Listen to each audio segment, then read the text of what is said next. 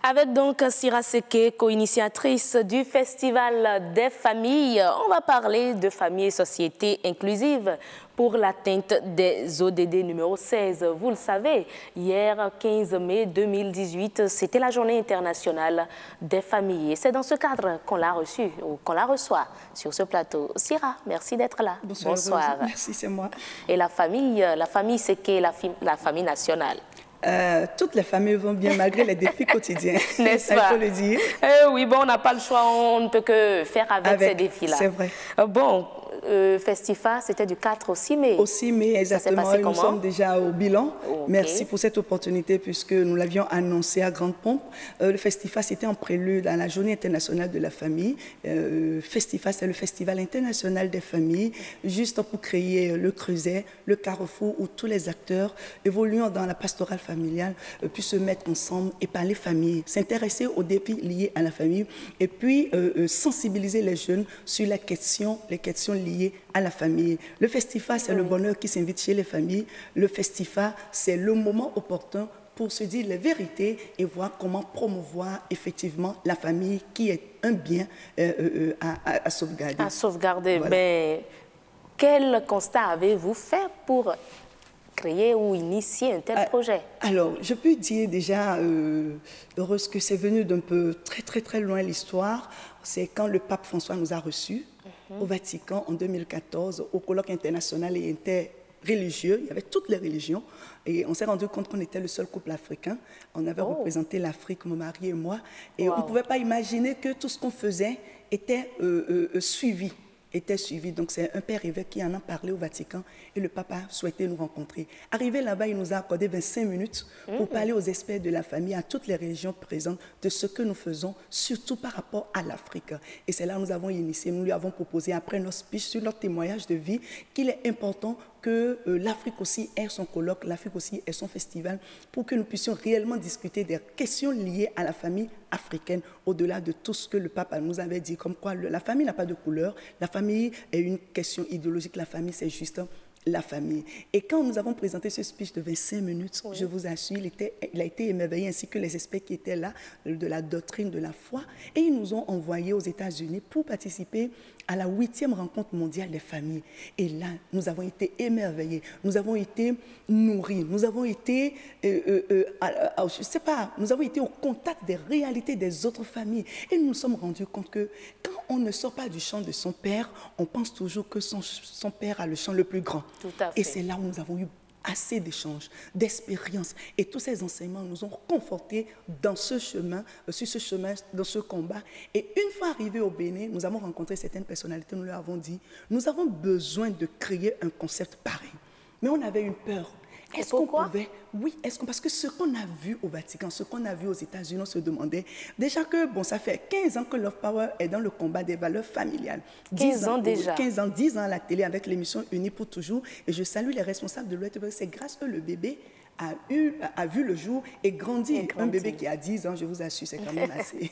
un grand bébé. C'est un grand bébé. Alors, nous nous sommes dit, il faut capitaliser tout ça. Et nous, on a eu la chance d'avoir l'accompagnement de la chaîne nationale. Il y a d'autres conflits, il y a d'autres amis, il y a d'autres organisations qui font le même travail que nous et qui s'associent à nous. Mais les gens ne savent pas ce qu'ils font. Donc, nous avons besoin de les associer à tout ce que nous avons vécu au Vatican et aux États-Unis et partager ça avec nos frères et sœurs qui sont ici. Et maintenant, c'est dans cette réflexion que nous sommes tombés sur un couple togolais. C'est pourquoi le festival a pris le caractère international. Parce que le Togo s'est intéressé, la Côte d'Ivoire, le Burkina, le Sénégal et le Cameroun.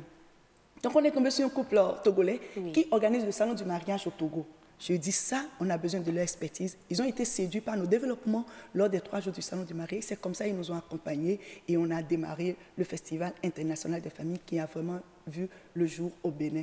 Je sais que je ne vous arrête pas, encore que quand on ne vous arrête pas, c'est parti pour toute la journée, quoi. Mais je sais que vous avez organisé également le Festival des mariages ou un truc pour également des mariages. Est-ce que c'est la même chose? Voilà, le Festival international des familles a intégré pour la première fois le salon du mariage pour permettre à tous ceux qui interviennent dans l'industrie du mariage de venir proposer, parce que le festival, c'était des conférences, c'était des panels, c'était des soirées pour les célibataires, soirées pour les couples, des panels naturel pour tout le monde. Mais à côté de ça, la famille, c'est la fête. Donc, il y avait un espace pour les enfants. Les enfants sont venus avec maman Claire et Runga et mon nom, Tata Félicité qui était venue pour animer l'espace des enfants, des jeux, des enfants qui ont écrit des lettres de façon spontanée à leurs parents, lettres d'amour à mon père, lettres d'amour à ma mère, des lettres qui, c'est-à-dire qui nous ont émus. Si vous écoutiez le contenu, vous ne pouvez pas imaginer que les enfants pouvaient spontanément dire des choses de leur cœur de façon spontanée. Et puis maintenant, les stands, les exposants, tous ceux qui interviennent dans l'industrie du mariage, les robes, les dragées, les gâteaux, les chapiteaux, tout ce qui peut intéresser la famille. C'était extraordinaire. Alors quand vous rentrez dans la salle... C'était du tout réuni en un seul endroit. Voilà. Et en 3 jours, tous les exposants ont créé d'abord une famille entre eux, parce que désormais, celui qui a des salles de fête, c'est qu'il peut contacter celui qui fait la décoration ou celle qui nous propose le gâteau. Et on a formé d'abord une famille. C'est du réseautage carrément. Exactement. Donc on a un répertoire désormais Festifa pour les exposants. Désormais, quand les mariés viennent, puisque nous organisons les mariages, on saura maintenant avec qui travailler et ça va s'agrandir, ça va s'agrandir. Donc le Festifa, c'était extraordinaire. Et ce que ça nous a permis de constater, c'est que la famille béninoise souffre réellement. Malgré tout ce qu'on fait, ça, elle souffre parce que certaines familles divisés, menacés, meurtris par la jalousie, par la haine, par l'obscurantisme. Et les membres de ces familles ne croient plus à ces gens de rassemblement parce qu'ils disent, mais ça ne va pas dans ma famille, j'irai entendre quoi là-bas. Donc c'est ceux-là qui croient encore, qui se sont déplacés pour dire à ceux qui souffrent que nous tous nous souffrons.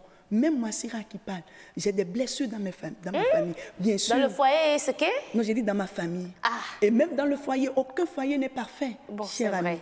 Aucun foyer. Et quand vous voyez les couples heureux qui sourient et qui font tout le temps le chemin ensemble, la main dans la main, c'est que quand un verre tombe par terre, ils se rabaissent, ils se mettent ensemble pour ramasser les pots cassés.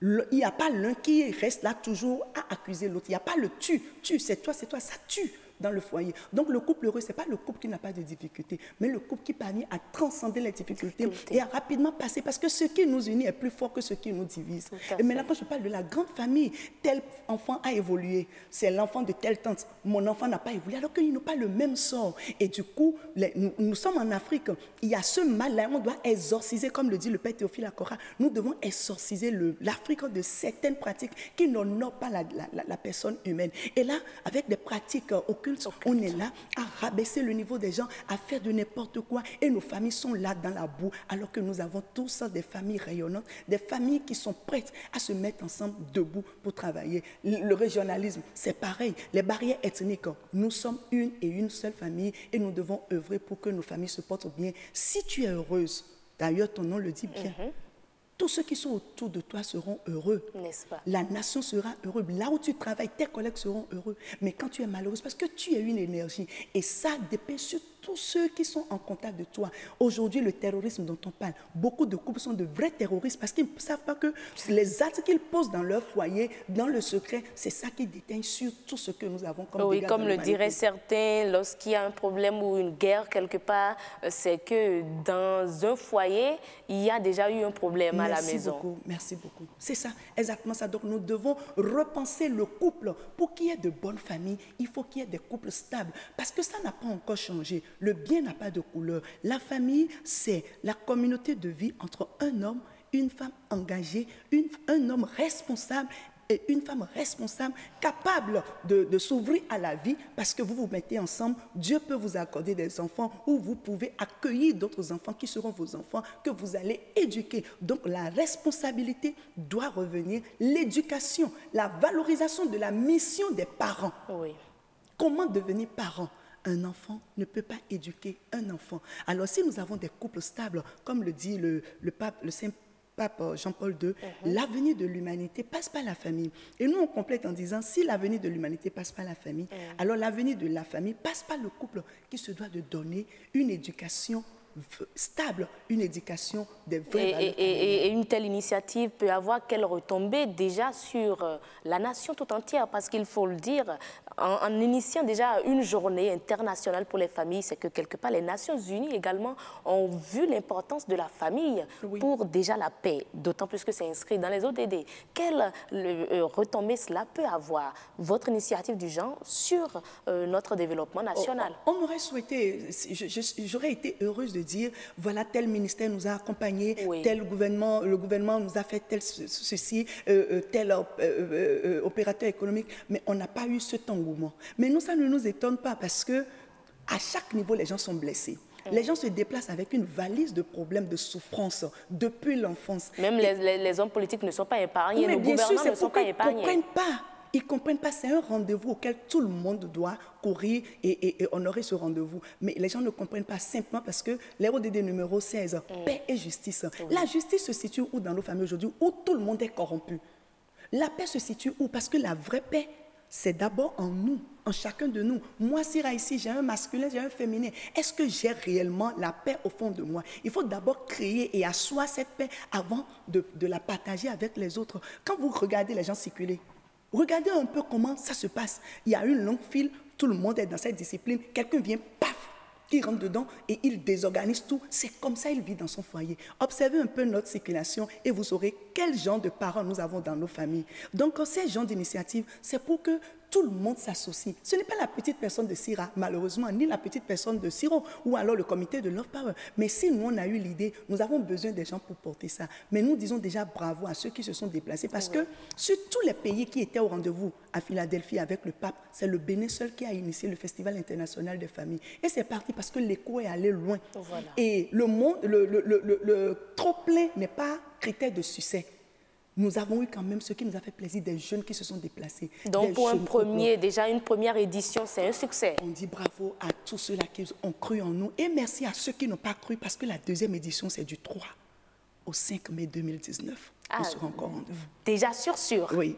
Waouh, ça c'est bien. Ah, ben, qu'est-ce que Siro et Sira Seke gagnent dans une telle initiative? Vous avez posé la même question que ma collaboratrice qui me regardait un jour, je la moyais. Je dis, j'étais dans ma voiture, j'ai commencé par pleurer. Je disais, mais pourquoi tout ça? Parce que des gens ont commencé par dire, bon, on ne pourra plus vous accompagner. Je dis, mais Seigneur, qu'est-ce qui se passe? Je suis fatiguée. Et ma collaboratrice dit, mais madame, qu'est-ce que vous gagnez même dans tout ça là?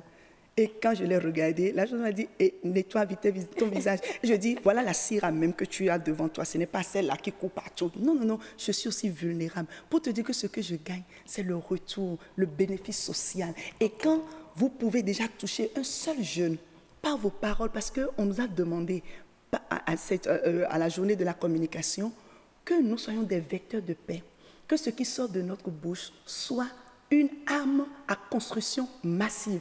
Si déjà en parlant, si déjà en courant de bureau, si déjà en organisant des trucs comme ça, Love Power, Passira, peut toucher un jeune qui a eu des blessures depuis son enfance et qui aujourd'hui ne croit plus en l'amour, en me voyant peut-être ce midi sur cet écran, peut se dire, c'est encore possible, j'ai gagné une place au ciel. N'est-ce pas? C'est plus important pour moi. En tout cas, on a eu vos impressions après l'organisation du festival ici même. On vous remercie pour la disponibilité. Merci. Mais très rapidement, un mot à l'endroit de nos dirigeants, parce que vous avez démontré sur ce plateau l'importance d'une famille et une société inclusive pour le développement, pour la paix sociale. Un mot à l'endroit de ces dirigeants pour une volonté politique autour de la chose. Alors, je veux juste faire une démonstration. Un homme et une femme qui se battent, les enfants sont là.